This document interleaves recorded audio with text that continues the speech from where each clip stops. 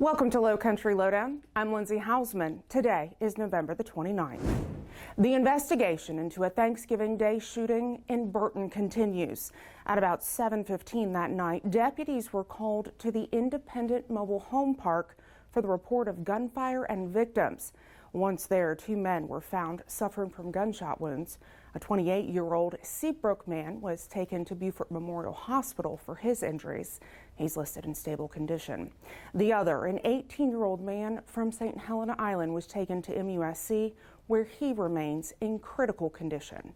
During the investigation, it was learned that the men were hanging out between two mobile homes when a man walked up to the group and started firing.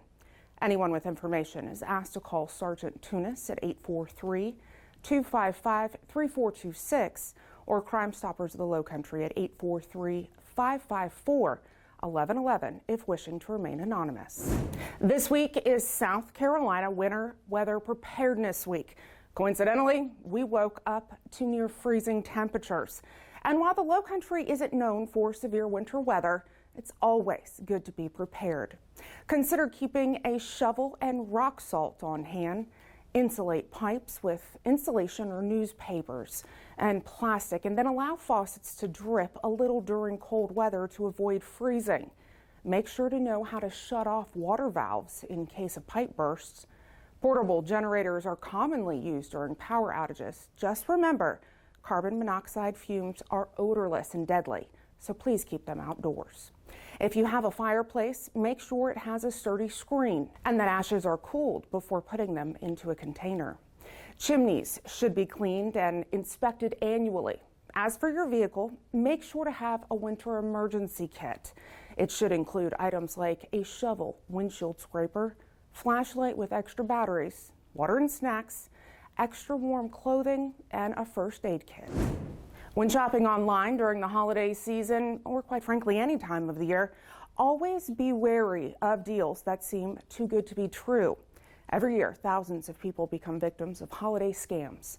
Scammers can rob you of your hard-earned money, personal information, and at the very least, a festive mood. Some types of scams include the following: non-delivery scams, where you pay for goods or services you find online, but you never receive your items.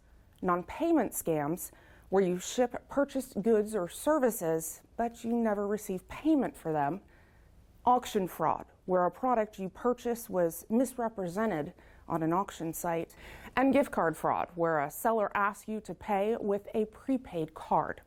According to the FBI's Internet Crime Complaint Center's 2022 report, non-payment and non-delivery scams cost people more than $281 million that year. Credit card fraud accounted for another $264 million in losses. Here are some tips to avoid holiday scams. Don't click on any suspicious links or attachments in emails, on websites, or on social media.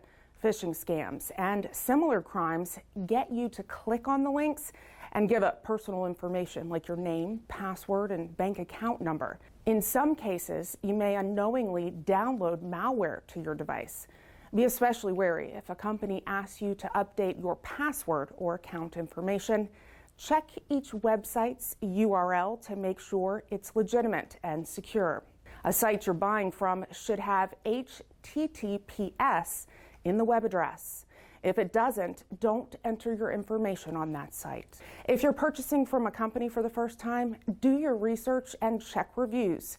Verify the legitimacy of a buyer or seller before moving forward with a purchase.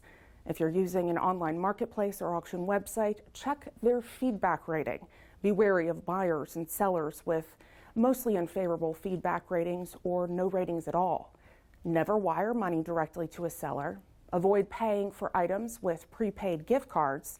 In these scams, a seller will ask you to send them a gift card number and PIN.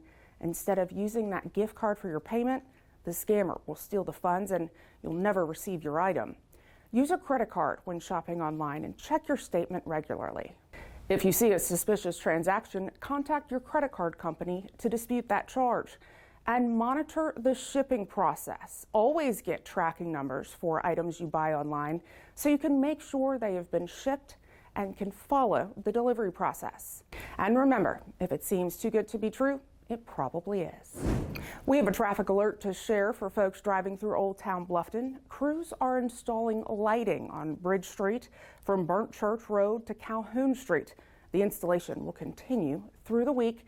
Traffic delays are expected. And also this weekend, holiday events across Beaufort County will impact traffic.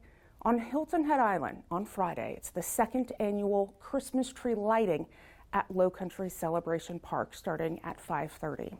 Saturday through Monday from 6 to 8, holiday nights and lights will take place at historic Mitchellville Freedom Park. In Bluffton on Friday, the town hosts its annual tree lighting ceremony, followed by Santa's Workshop and Movie in the Park. That starts at 5:30 at Martin Family Park and DuBose Park Pavilion. Then on Saturday, starting at 10, it's the 52nd annual Bluffton Christmas Parade with a route through the historic district. In Beaufort, festivities occur all weekend long. Friday is the night on the town. Portions of several streets, including Bay, West, Scott, Port Republic, and Charles, will close at 4:30 with the event from 6 to 9. On Saturday, the day starts with the Sea Island Gullah Christmas celebration from 11 to 4. That's at Waterfront Park. And at 5:30, the Light Up the Night Holiday Boat Parade can be seen along the waterfront. Wrapping up the weekend on Sunday, the Christmas Parade starting at 3.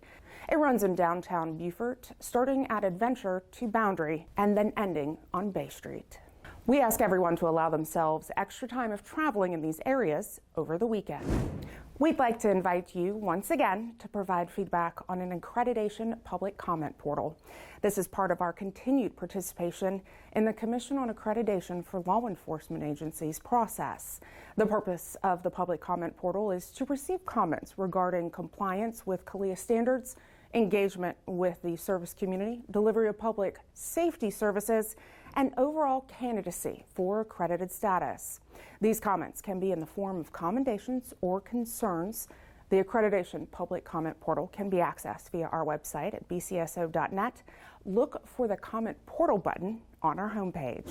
If you have something you'd like to know more about or see covered here on Lowcountry Lowdown, you can send me an email. That's lindsay.hausman@bcgov.net. As always, I encourage you to follow us on all of our digital and social media platforms. It's a great way to stay engaged with us and stay in the know. Thanks for watching this week's episode. We'll see you next week. Stay safe.